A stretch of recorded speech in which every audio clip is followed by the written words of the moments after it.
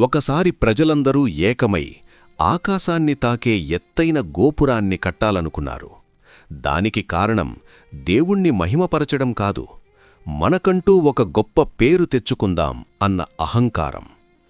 దేవుడు చెప్పిన మార్గాన్ని పక్కనపెట్టి తమ సొంత సామర్థ్యంతో పరలోకాన్ని చేరుకోవాలని గర్వపడ్డారు. దేవుడు వారి అహంకారాన్ని చూశాడు. వెంటనే వారి భాషను తారుమారు చేశాడు. ఒకరి మాట ఒకరికి అర్థం కాక ఆ గోపుర నిర్మాణం ఆగిపోయింది. దేవుడు వాళ్లను భూమి అంతటా చెదరగొట్టాడు. అందుకే దానికి బాబెలు అని పేరు వచ్చింది. వారంతా భూమి నలుమూలలా చెల్లా చెదురైపోయారు.